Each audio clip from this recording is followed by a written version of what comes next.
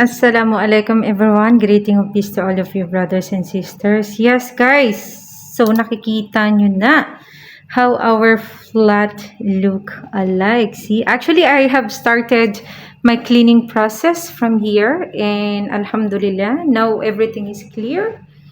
Yes, and yeah, I'm gonna be adding that thingy here inside this box. So I need to uh yeah, I need to remove the tape once again and open it so I can keep that blender box here.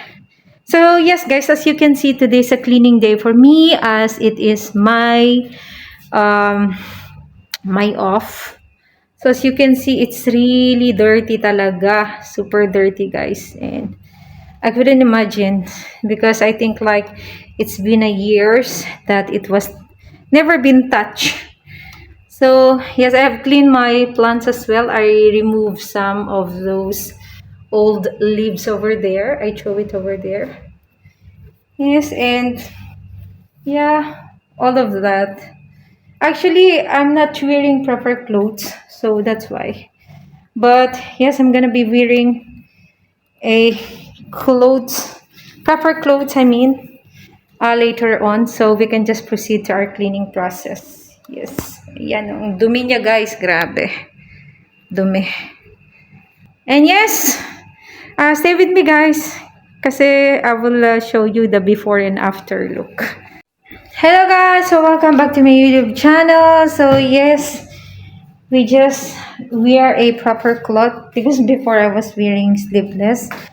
So yes, we are in the halfway of our cleaning. I'm not really sure if this is the halfway, but for sure we will finish it for today. I'm just clearing out some other things here which um, we have to, this is for Tron.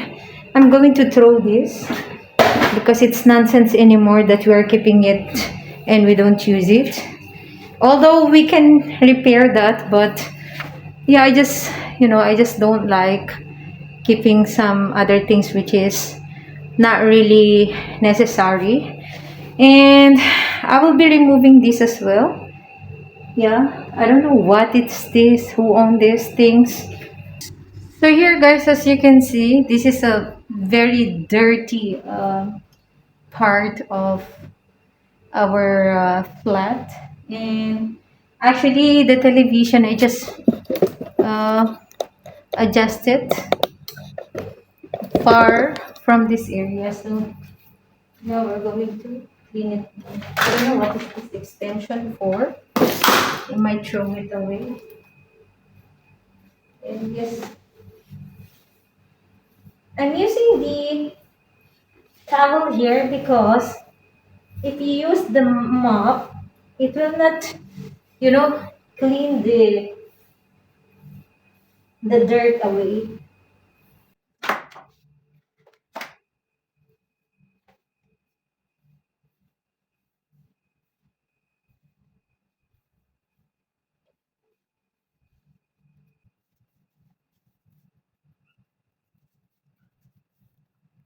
Dumi talaga niya, guys.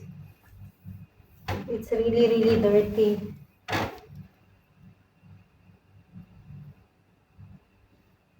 I think it's been 3 years that this was not being cleaned.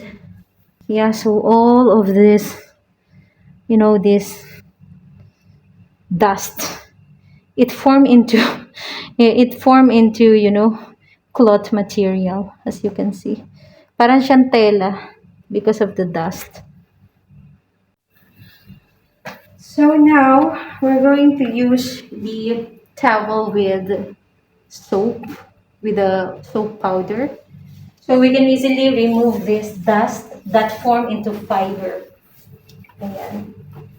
It is more easier if there is like a soap to the towel. So we need to clean this properly. Yeah.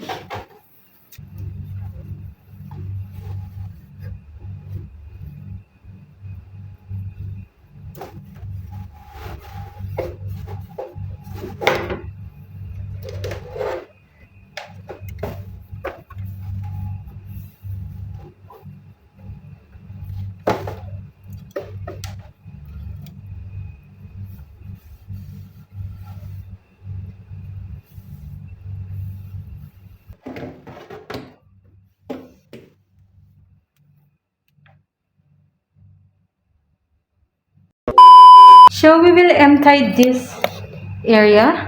Yeah, because I need to clean these stickers. Yeah. This actually mine. And I just cleaned it like a week ago, but you know the presence of dust here in our area is very very strong because we are in a high floor. So whenever like there is a sandstorm, all the dust used to go inside this window. So sometimes I used to clean the window as well.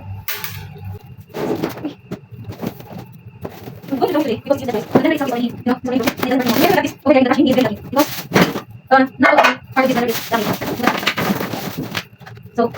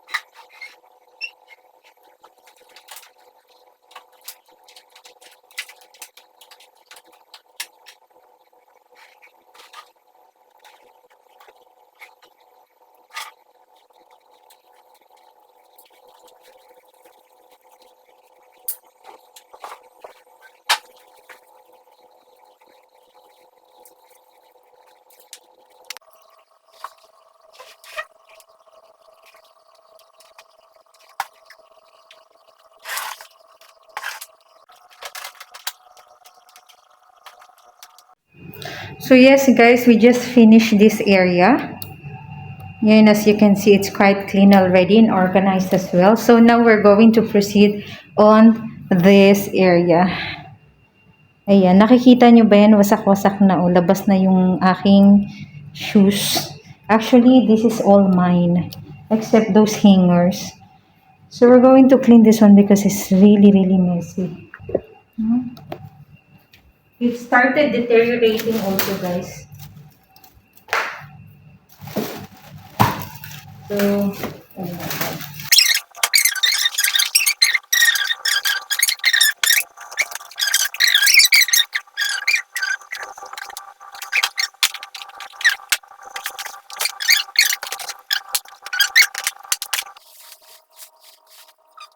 Look at that. This is my party shoes. I bought it actually in Philippines and I bring it to Bahrain because I don't see this fancy shoes ever here in Bahrain. Look at that. So I only wore this one time and since then I never wore it again.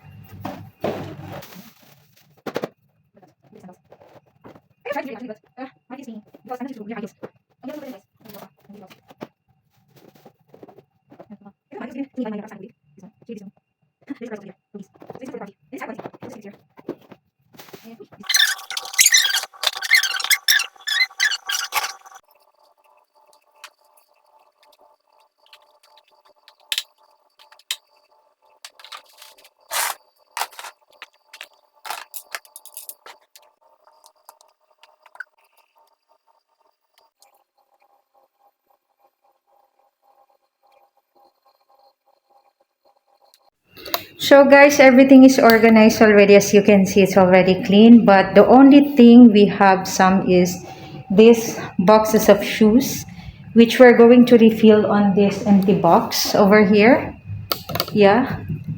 And some of the excess shoes that it's not fit here, we're going to put it in the black garbage bag. You're wondering why I'm wearing this mask because actually I'm a little bit allergic with the dust, so I don't want to have a flu. That's why I'm wearing this one. Otherwise, I don't prepare to wear this mask at all. Yeah, so I will just take I'll just take a garbage bag so we can start filing this up. Yep. Please guys, this of Tata. I'm going to hide it anymore. Or here, on this box. And I realize that you want to keep it in the garbage bag. And I thought that it's a very, very fast work cleaning everything, all those stuff. So yes, that's it.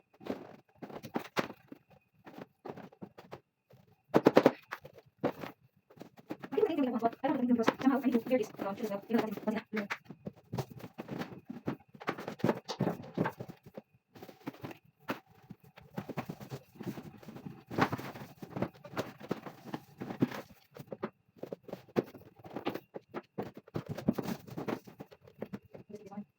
So yes guys, we just done fixing this shoes here, and yeah, some of these empty boxes I'm gonna keep it like over here, and I'll just wrap it with probably a cling film.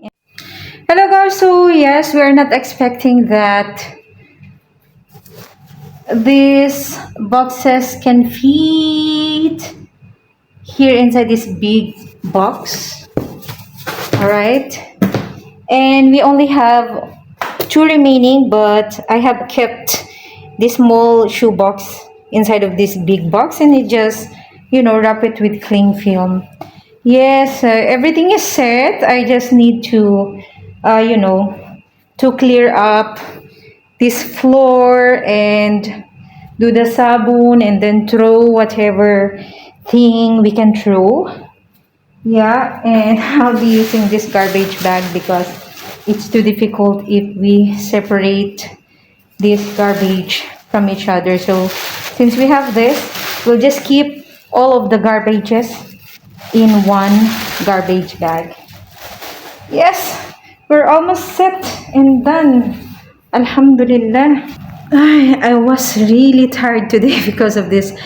Can you imagine, like, I have started around 12 o'clock and I just almost finished now. I just need to mop the floor, make sabon, and put some, you know, perfume inside this flat. So yes, it's gonna be very good smell, neat and clean. Yeah. So yes guys, we just emptied the top of the fridge, as you can see. Yeah, ano na siya, empty na siya. And I believe this is my previous flatmate sound bar. So her things is over there. So I'll just, you know, I'll just put it on the top of her box. Maybe she will forget to bring it.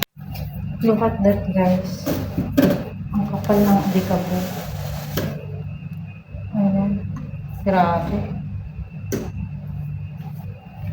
Sobrang kapal ng alikabok. The dust is very thick. Ayan, no?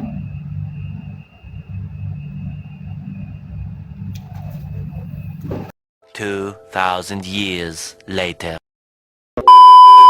So I just done organizing this sala, and as you can see, there still have a mess over there. So lately or later, we're going to clear all of these stuffs, and yeah, we will proceed in mopping.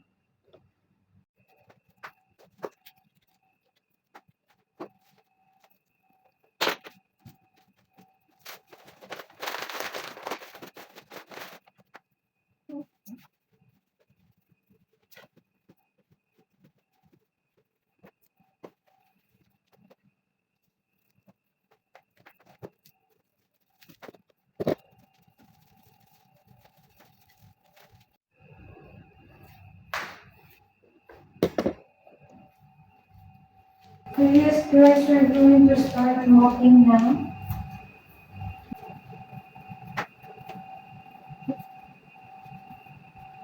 So yes.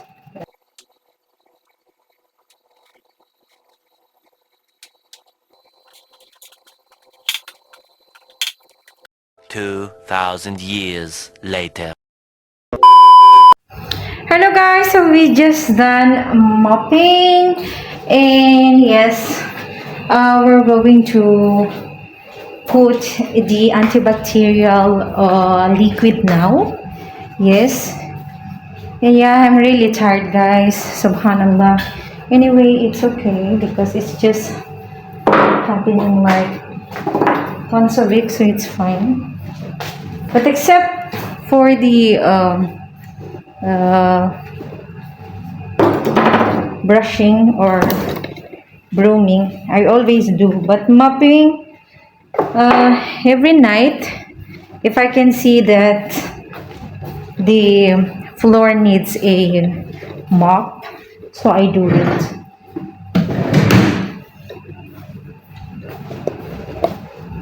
Yan, malinis na siya, guys. Yan, so this is our disinfectant freshener. I'll just throw it there.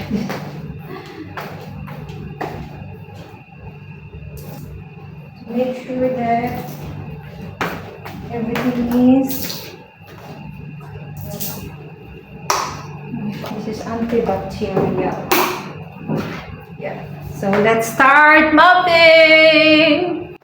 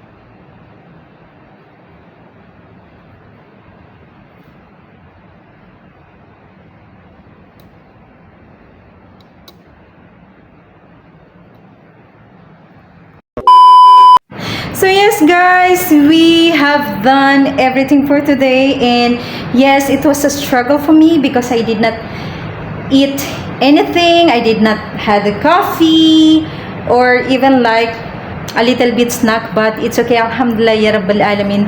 So yes, guys, I hope you like this video, and please don't forget to subscribe to my YouTube channel, Noor channel, and press the notification bell down below so you get notified whenever I am uploading a new video, guys. So till next time, ma'as-salama. Look at our floor, it's clean and organized.